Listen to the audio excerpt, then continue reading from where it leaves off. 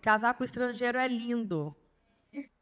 Só que até você se deparar diante de um divórcio ou de uma herança, aí que começa toda aquela problemática e as pessoas ficam geralmente um pouco atordoadas, porque se fazer um divórcio no Brasil entre brasileiros já é algo complexo, e imagine quando envolve um país estrangeiro e as pessoas ficam completamente perdidas. E agora, onde eu vou entrar com o meu divórcio? Como que eu vou resolver essa situação? Eu tenho patrimônio aqui, eu tenho no Brasil. E eles ficam completamente perdidos, sem saber onde vão entrar com o processo.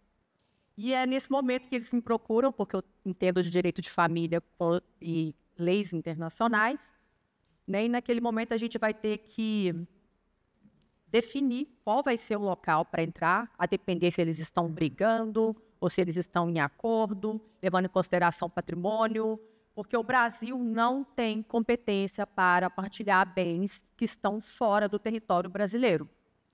E também tem que verificar sempre, quando há filhos, onde a criança mora, né? Porque também, se a criança tiver tratar de guarda e pensão, muitas vezes vai ter que ser no país onde a criança mora, e nem sempre a Convenção de Haia sobre Alimentos vai abarcar aquele caso específico. Então, há casos em que terá que ser avaliado o direito local do país, há casos onde você vai olhar os tratados internacionais, como a Convenção de Haia sobre alimentos e sobre sequestro internacional e tudo isso, e há casos em que vai ser o direito local mesmo brasileiro. Então, cada caso é um caso, tem que avaliar regimes de bens, o último domicílio do casal, onde tem patrimônios e uma série de outros detalhes que só caso a caso. Então, vamos falar aqui um pouquinho, já fui apresentada aqui, eu atuo com o direito internacional das famílias e sucessórios já há 18 anos. Para quem não conhece, eu tenho um Instagram, Advocacia em Pauta, onde eu produzo conteúdo há 10 anos, e tenho o meu livro que está em formato e-book, lá um processo de inventário e família, que é um manual prático para vocês trabalharem com o processo de inventário, que eu digo que o direito sucessório é uma das áreas mais rentáveis da advocacia, assim como o direito tributário. Então, muitas vezes, basta pegar um cliente de inventário e você já tem os honorários garantidos do ano todo. Então, o que você vai aprender hoje aqui? Como saber qual país julga o divórcio? O que fazer quando bens estão espalhados, não estão apenas naquele país onde eles residem? E por que homologar decisões estrangeiras no Brasil? Quando o divórcio deixa de ser apenas brasileiro? Quando há casamento, um brasileiro casou com um estrangeiro, ou quando há também diversas jurisdições de imóveis, né? O divórcio vira transnacional, tem bem no Brasil, nos Estados Unidos, em Portugal.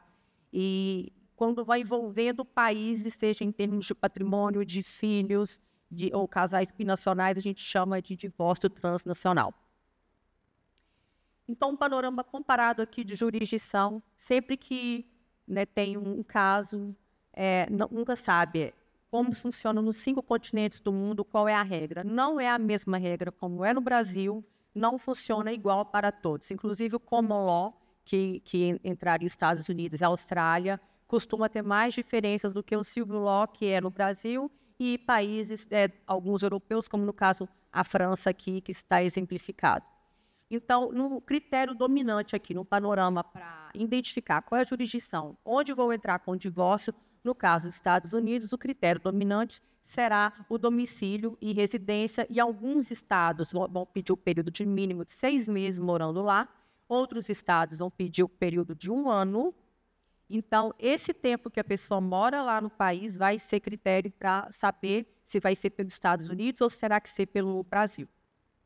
E, então, verificando qual é o estado que está a regra mínima e do domicílio para poderem entrar lá. No caso da França, o critério dominante é da nacionalidade ou residência habitual, algo também que é similar aqui do Brasil, porque vai ser o último domicílio onde estão os filhos do bem, mas na França também vai ser a residência habitual do casal o critério. No Japão, o consenso administrativo, praticamente no Japão, não tem muito essa questão de litígio lá, eles fazem tudo sem juiz, resolve tudo de forma muito simplificada. África do Sul também é residência habitual, assim como na França. E a Austrália tem que ter conexão com filhos e bens para delimitar se o divórcio poderá ser lá ou não. E no Brasil é do último domicílio, leva como critério, ou onde os filhos estão mais os bens.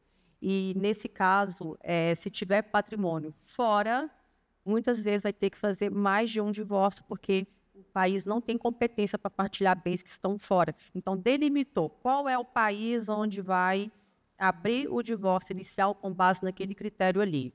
Definiu. Tem bens fora desse país, em outro país?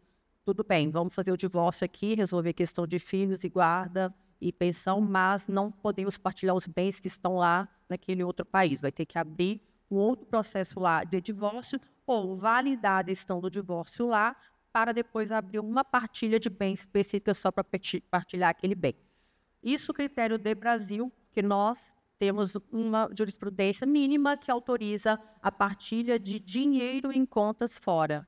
Porém, os países eles variam muito de um para o outro. Então, também, para saber se vai poder partilhar um imóvel que está em outro país, tem que analisar o direito local, porque, às vezes, algum país tem uma regra diferente da brasileira e ele permite que partilhe aquele bem e vai ter outro que não. Então, cada um tem que ser analisado conforme o país onde foi aberto aquele processo de divórcio. E, no caso aqui, eu acabei de falar sobre os critérios de escolha, né? Vai ser no Brasil ou vai ser no exterior. Então, os critérios são a residência habitual dos filhos, que é a prioridade, sempre, quando há menor.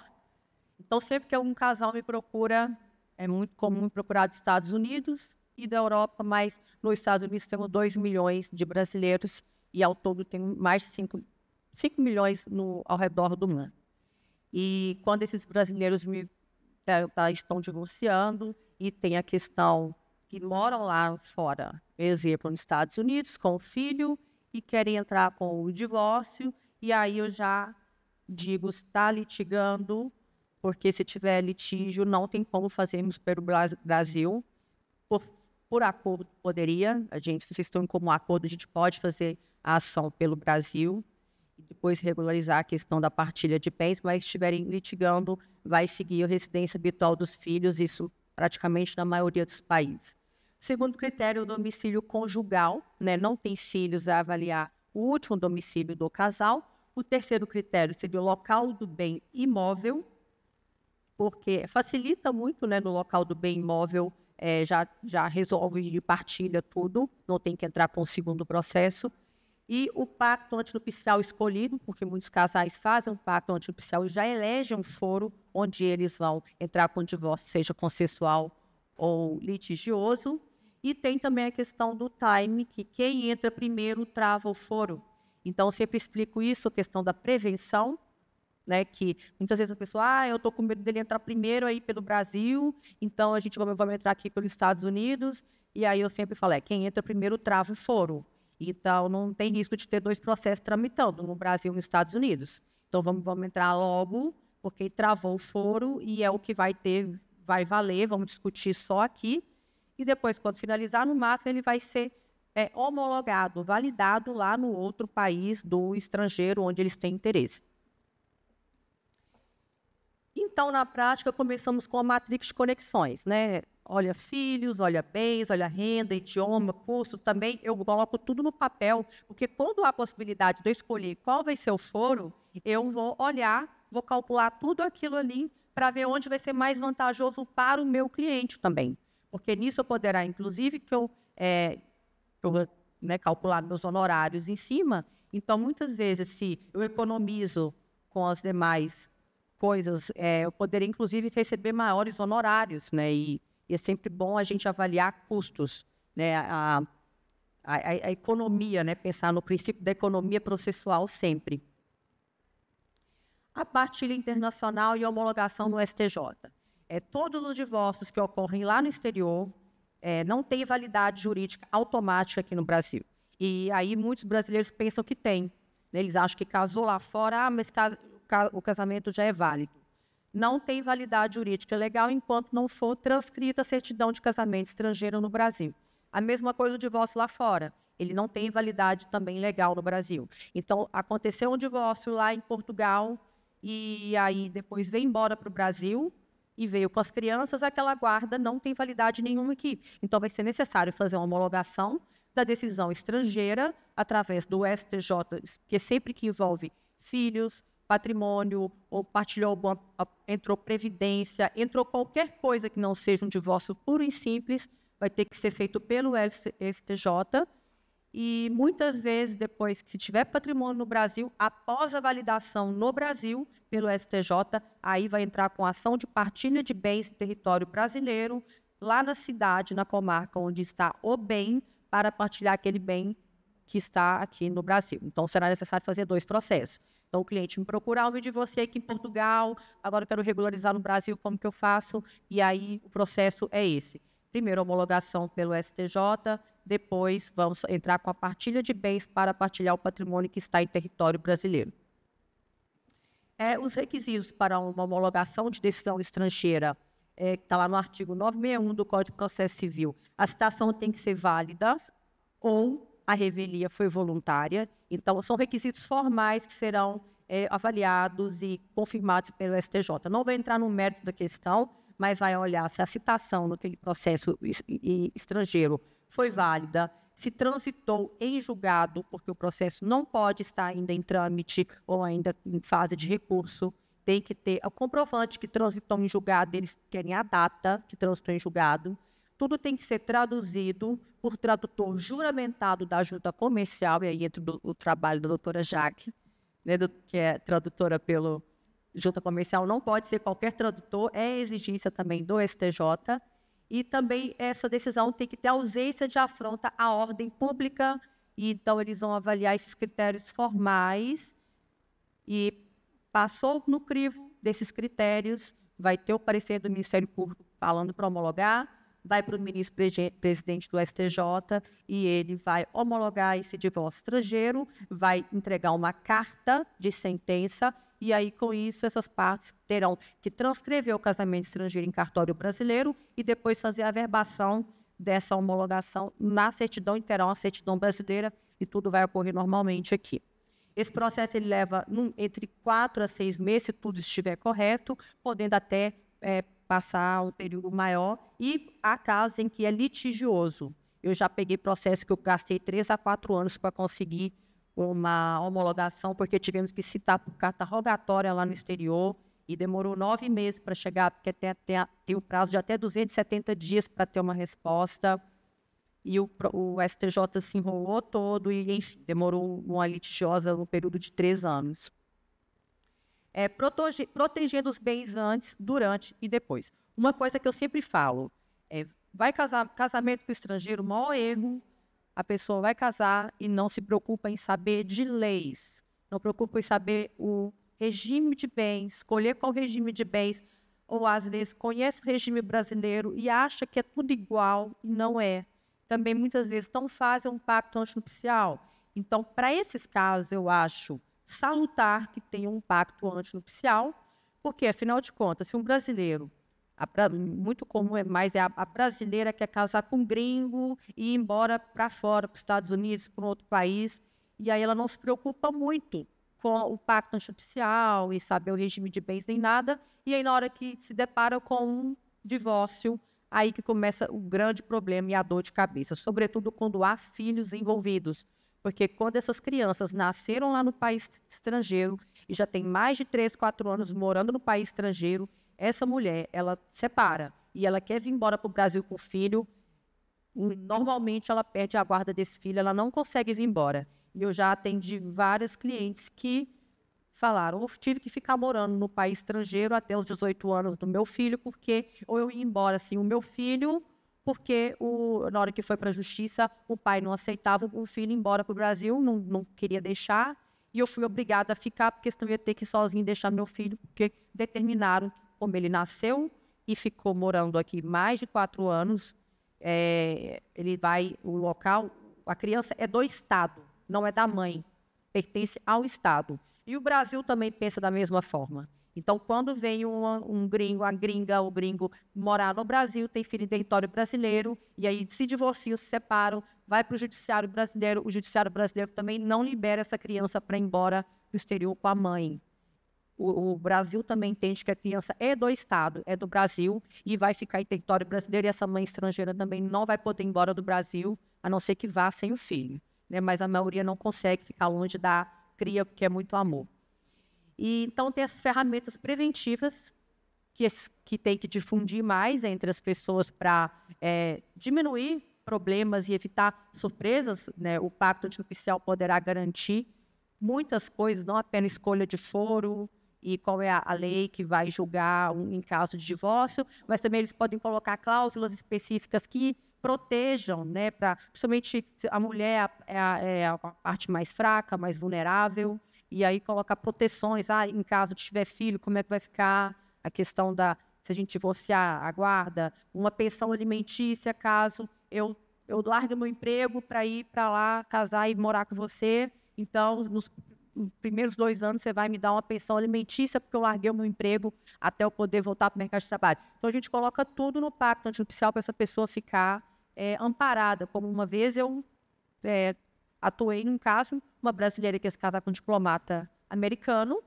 e ela era concursada do Sebrae, e aí ela, desperta, lógico, ela conversou com ele, procurou um advogado e falou, não vou pedir exoneração do meu cargo e vou me embora igual uma emocionada para me casar com você e largar a minha estabilidade aqui se a gente não der certo. Se a gente acabar e você terminar comigo, eu volto com a mão na frente e outra atrás, tem que recomeçar tudo de novo do zero. Não é bem assim. Ela colocou as cartas na mesa, a gente fez o pacto antinupcial, inclusive colocamos a questão da pensão alimentícia para ela, caso eles se divorciassem e não tivesse dado certo, ela ficaria resguardada para ela recomeçar a vida dela. Quando há patrimônio envolvido também, tem a questão da gente sempre proteger através de fazer holding familiar, quando há mais de 2 imóveis, já é recomendado fazer uma PJ, vai economizar imposto, vai ter a questão também do planejamento patrimonial e sucessório, para não ter que abrir um inventário em 2 países, já reúne tudo aquilo fazendo um contrato social, uma empresa, para resolver e deixar isso tudo organizado. Tem uma questão também de fazer doação planejada para herdeiros, porque vai reduzir muitos dos litígios também. E temos o acordo pós-nupcial para autorizar regimes em países que admitem, né? Alguns países admitem isso, como Califórnia, como Portugal. Então, planejar custa centavos comparado ao litígio que essa pessoa poderá ter no futuro. E é sempre o mais recomendável, eu sempre divulgo isso o máximo para chegar no maior número de pessoas, essas informações, principalmente aos emocionados. Então, tem aqui alguns casos reais exemplificativos que as pessoas ficam muito perdidas quando tem essa questão envolve o divórcio transnacional. Então, um exemplo aqui, um brasileiro que casou com os Estados Unidos e eles têm bens imóveis no Distrito Federal. Qual que é o desafio aqui? A sentença de divórcio na Flórida não executável. Qual vai ser a estratégia que a gente vai adotar? A gente vai fazer uma homologação pelo STJ, mais uma carta de adjudicação. E aí, depois, com isso, a gente consegue um registro em 5 meses. Um outro exemplo, um casal brasileiro e italiano que moram em Lisboa e eles têm filhos menores. Aí já vira aquela confusão, né? Casal binacional morando num terceiro país e com filhos menores. Qual que é o desafio aqui? Disputa de guarda transfronteiriça.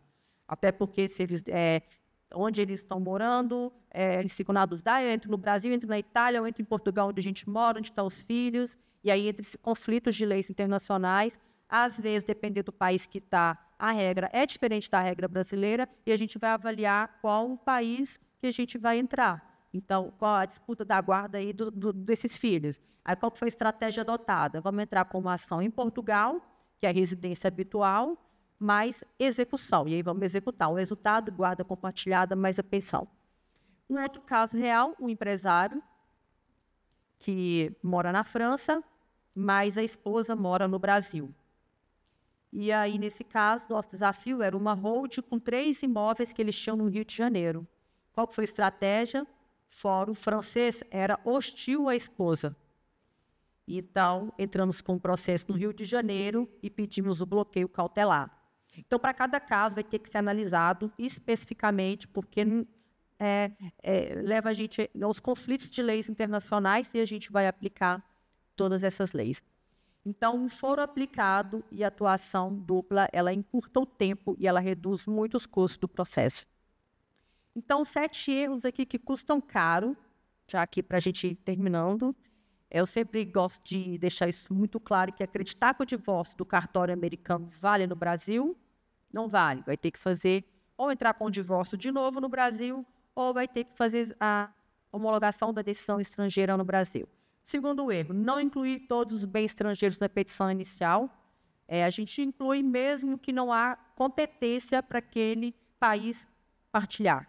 Porque ficou documentado, ficou registrado, não tem risco de acontecer nenhum tipo de violência patrimonial, nenhum tipo de fraude, de transferência de nome, de fazer alguma coisa. Então, a gente ali, rapidamente, a gente já deixa tudo, porque vai que só no momento muito posterior é que vai ser feita aquela partilha do bem estrangeiro, então tem que incluir tudo na petição inicial, mesmo que não vá partilhar.